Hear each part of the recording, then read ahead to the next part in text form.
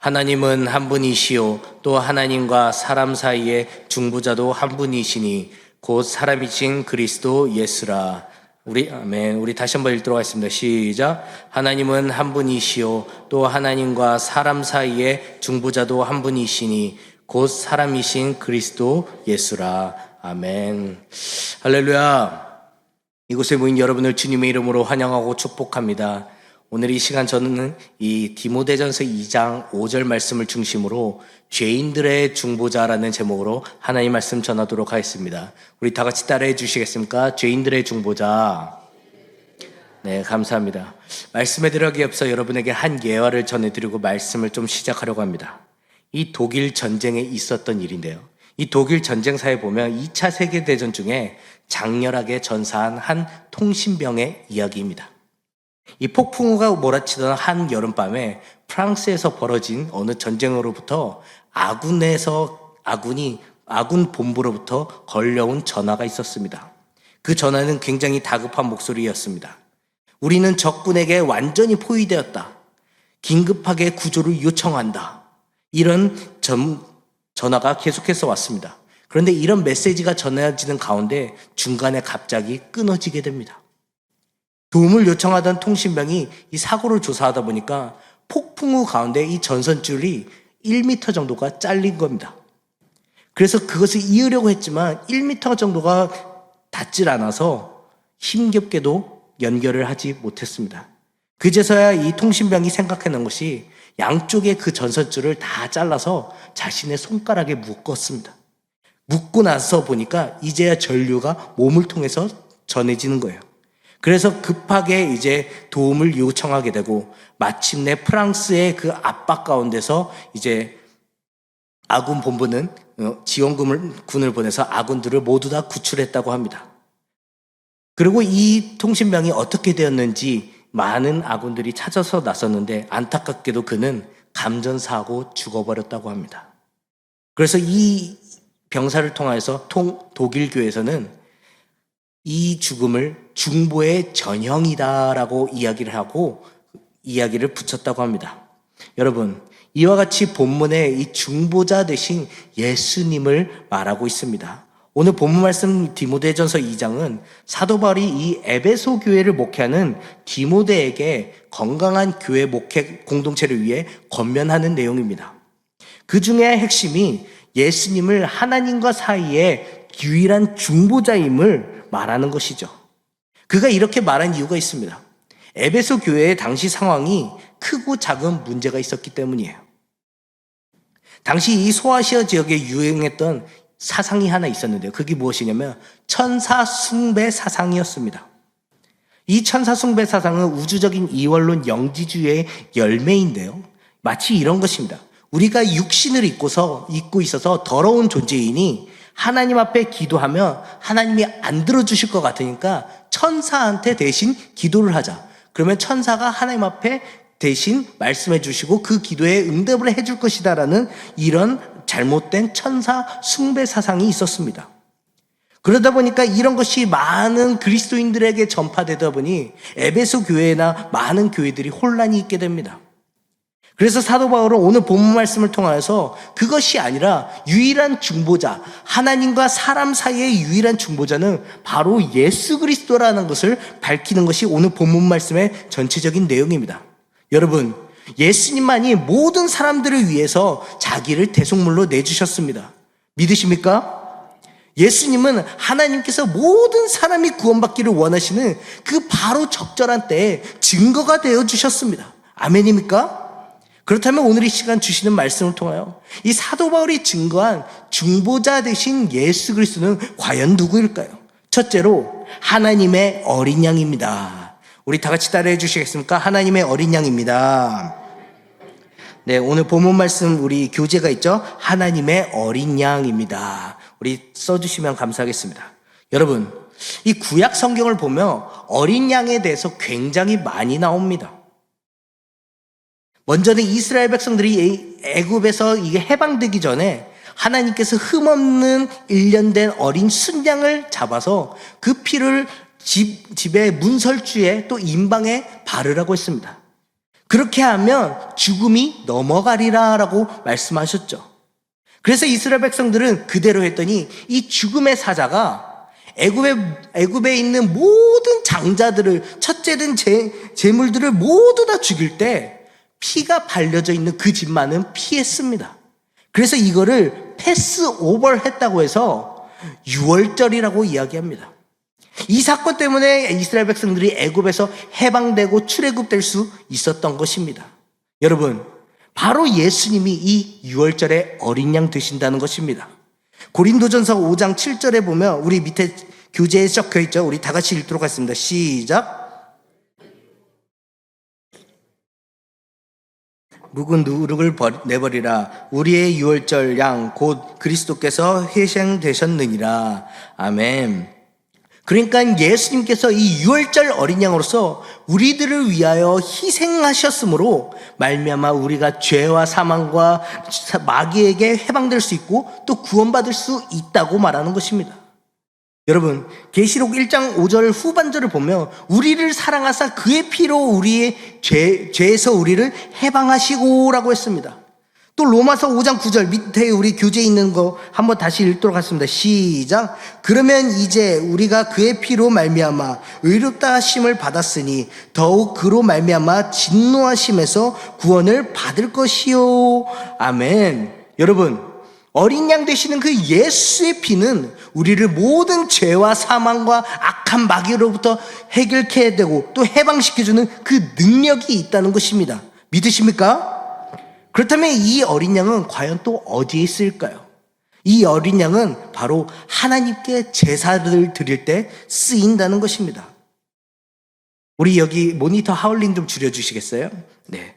출애굽기 29장 38절에서 39절을 보면 네가 제단 위에 드릴 것은 이러하니라. 매일 1년 된 어린 양 2마리니 한 어린 양은 아침에 드리고 한 어린 양은 저녁 때 드릴지니라 라고 했습니다. 그러니까 하나님께서는 이스라엘 백성들이 하나님께 제사를 드릴 때 어린 양을 잡아 제물로 바치라고 합니다. 그러면 그 제사를 받으시고 축복해 주시겠다는 거예요. 이걸 우리의 삶에 적용하면 어떨까요? 바로 우리가 하나님께 예배를 드리며 나갈 때 언제나 어린 양 되시는 그 예수의 피를 의지하고 나아가야 된다는 것입니다. 의지하고 또 예배를 드리며 나아가야 된다는 것입니다. 그래야지만 하나님께서 우리의 죄와 허물을 모두 다 사하여 주시고 우리의 예배를 받으시고 응답해 주신다는 것입니다. 그래서 어린 양은 속죄의 제물로 드렸습니다.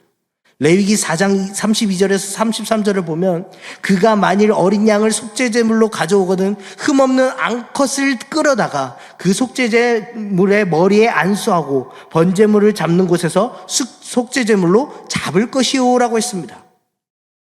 사람이 죄를 지었을 때 마땅히 죄에 대해서 죽어야 합니다.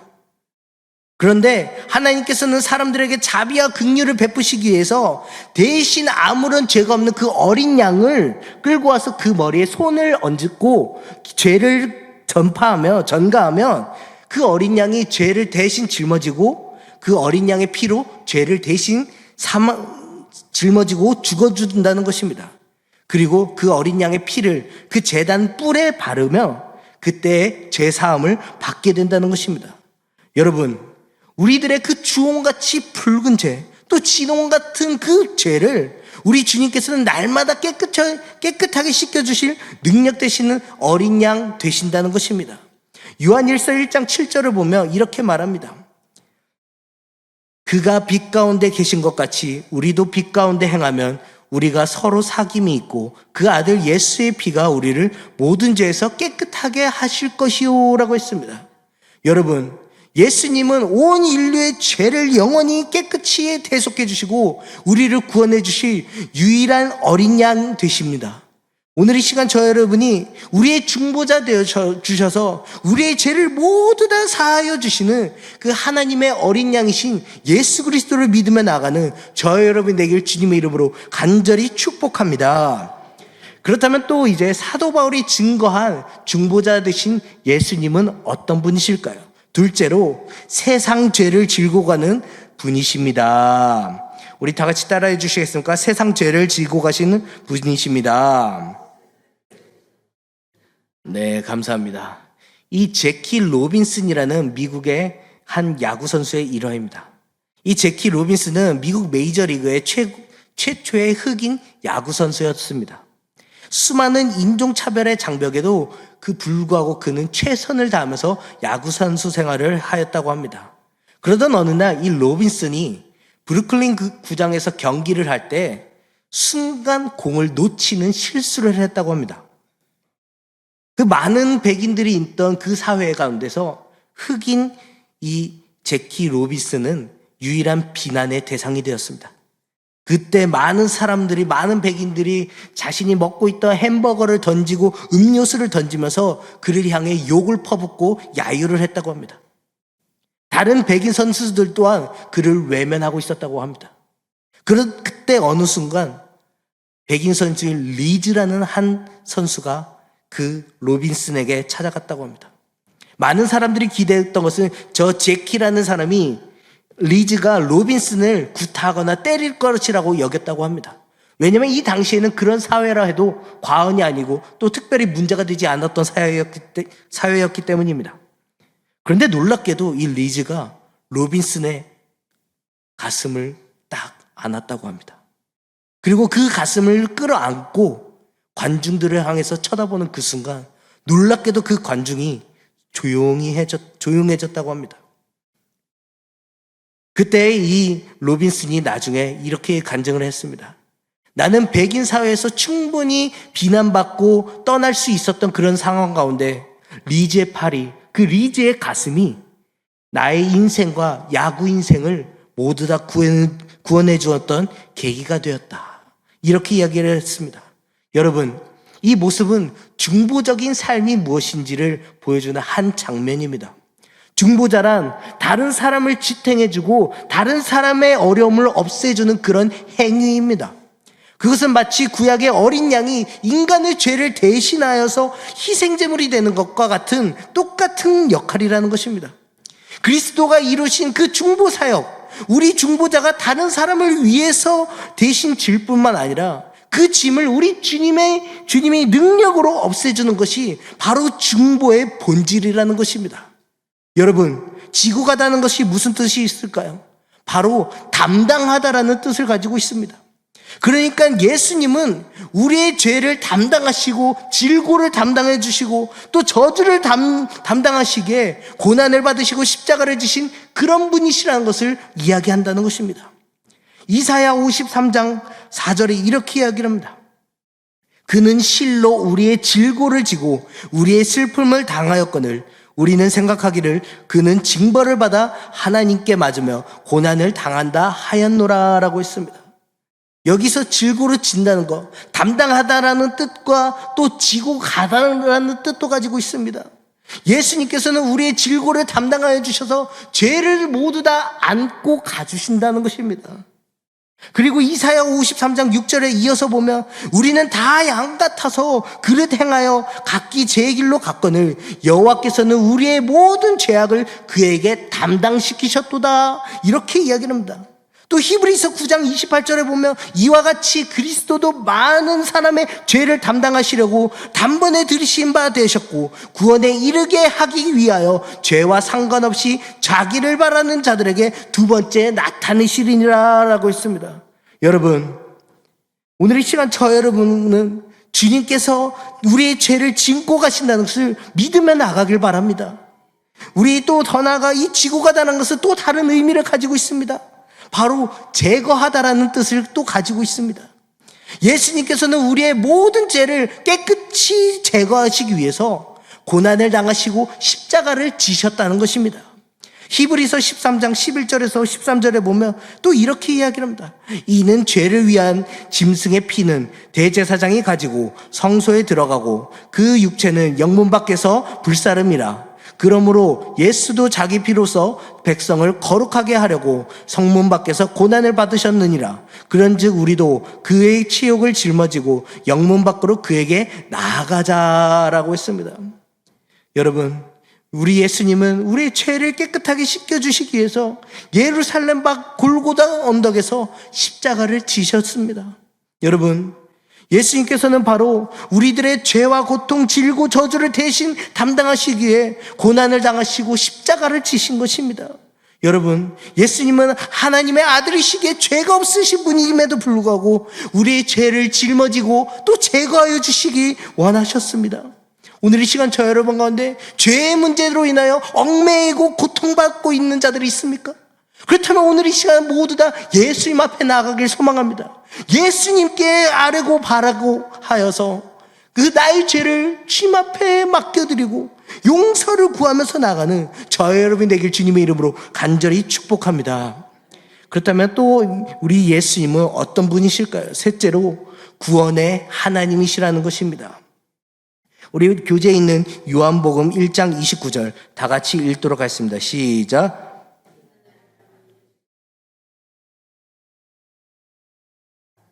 죄를 지고 가는 하나님의 어린 양이로다. 아멘. 여러분, 본문을 보면 이 보라라고 합니다. 요한복음 1장 29절에 보라, 세상 죄를 지고 가는 하나님의 어린 양이라고 합니다. 십자가를 지신 주님을 바라보아야지 구원을 얻는다는 것입니다. 여러분, 여기서 바라보다는 것은 단순히 보다라는 의미만 갖고 있는 것이 아니라 믿겠다는 그런 의미 또한 가지고 있습니다.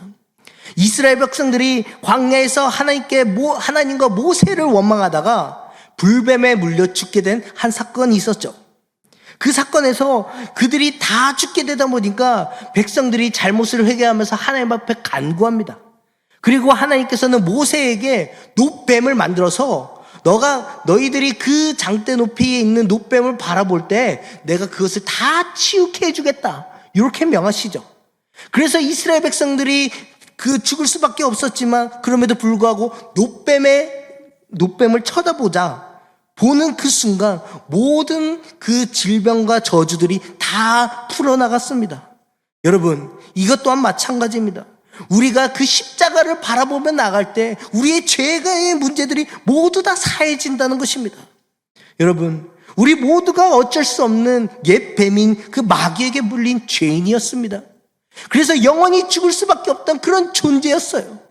그런데 우리의 놋뱀이 되어주셔서 십자가에 높이 달리신 그리스도를 쳐다보면 구원을 받을 수 있는 은혜를 허락해 주셨습니다. 요한복음 3장 14절에서 16절을 보면 모세가 광야에서 뱀을 든 것 같이 인자도 들려야 하리니 이는 그를 믿는 자마다 영생을 얻게 하려 하심이라.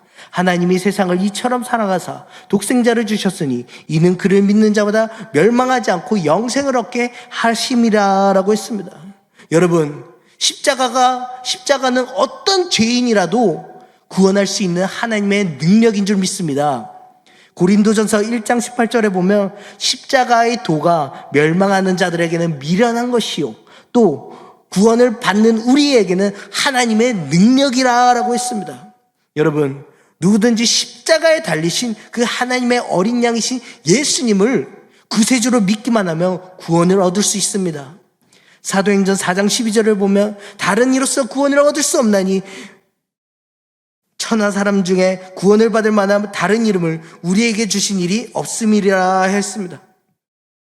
오늘 이 시간 저 여러분이 유일한 구원자 되어주시는 그 예수님, 그 하나님을 믿으며 나가는 저 여러분이 되길 주님의 이름으로 간절히 축복합니다. 마지막 한 예언을 전해드리고 여러분에게 전하고 말씀을 맺으려고 하는데요. 우리의 현실에 있어서 중보를 가장 잘 적용한 예화입니다. 우리 반주해 주시겠어요? 이 짐 심발라의 새바람 강한 불길이라는 책에 있었던 한 일화입니다. 이 책에는 현대 부흥 운동의 아버지라고 불리우는 찰스 피니 목사님이 이야기가 담겨 있습니다.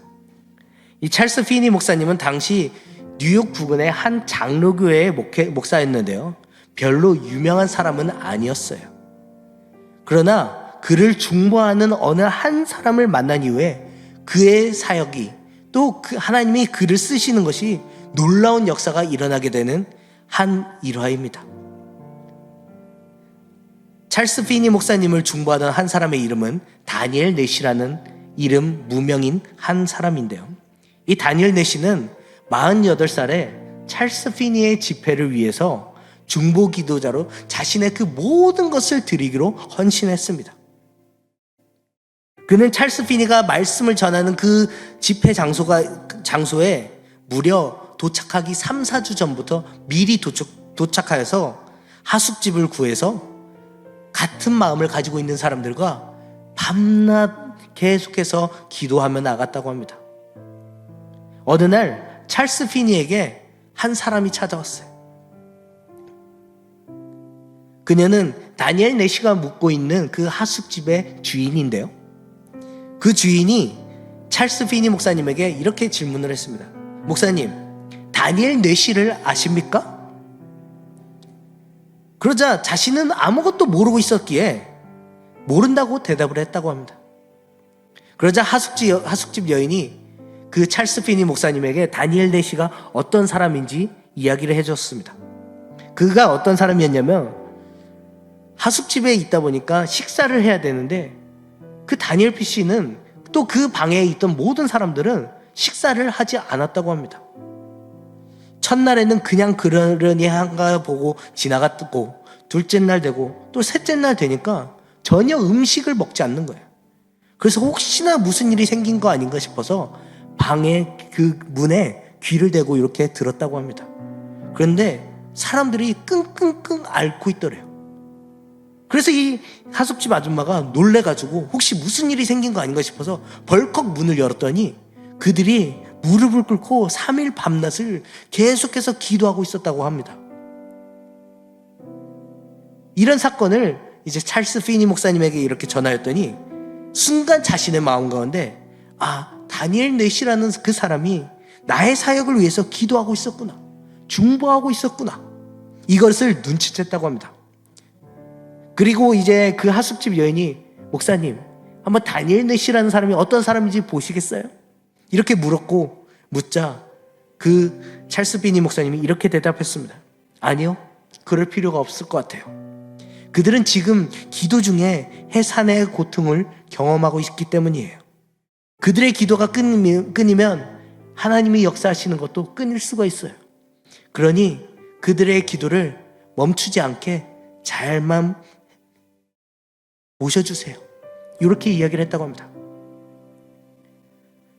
그날 이후 찰스 피니가 가는 사역마다 이 중보기도팀들이, 다니엘 내시를 포함한 중보기도팀들이 늘 한 달 전부터 매일같이 그 사역을 위해서 기도하면서 돌아다녔다고 합니다.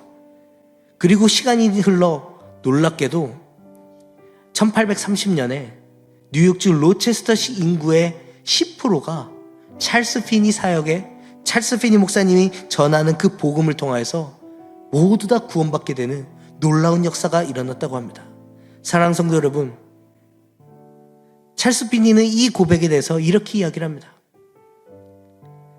그 다니엘 내시는 나를 위하여서 목숨 걸고 기도하였더니 놀랍게도 그곳에는 성령 하나님의 임재가 있었습니다. 이래서 중보기도가 너무나 중요한 것 같아요.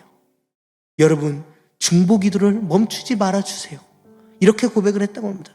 사랑하는 성도 여러분, 우리 예수님 또한 마찬가지입니다. 우리가 죽을 수밖에 없던 그 죄인임에도 불구하고 우리를 구원해 주시라고 그 힘들고 무거운 그 십자가를 지고 나의 죄를 사하여 주셨습니다. 나의 죄를 담당해 주셨고 나의 죄를 제거해 주셨습니다. 여러분, 오늘 이 시간 중보자 되시는 그 주님 앞에 나가길 소망합니다. 세상 사람들, 다른 사람들은 예수가 누군지 몰라도 우리는 알아야 되지 않겠습니까? 나의 삶의 구원자가 되어주시는 그 예수님이 누군지 우리가 믿고 나가야 되지 않겠습니까? 오늘 이 시간 저 여러분 가운데 여전히 교회에는 수백 번, 수천 번 나오지만 주님을 내 삶의 구주로 모시지 않는 그런 분들이 있습니까? 그렇다면 오늘 이 시간 기도할 때 하나님, 내가 주님 앞에 나아갑니다. 죄인 될 수밖에 없었던 나를 주님께서 십자가에 못 박혀 죽으시고 내 죄를 사하여 주시고 부활하심을 통하여 나의 삶의 구원자가 되어주신 그 주님을 내가 바라보고 나갑니다. 하나님, 나를 받아주시옵소서. 이렇게 기도하며 나가는 저 여러분이 되길 소망합니다. 사랑하는 성도 여러분, 우리 죄인들의 중보자가 되시는 예수님은 우리의 죄를 담당하시기에 십자가를 지신 하나님의 어린 양이십니다. 그래서 누구든지 십자가에 달리신 그 예수님을 쳐다보고 믿으면 즉시 구원을 받아 하나님의 자녀가 될 수 있습니다. 그러므로 오늘 이 시간 저와 여러분이 예수 그리스도를 믿음으로 구원받기를 주님의 이름으로 간절히 축원합니다.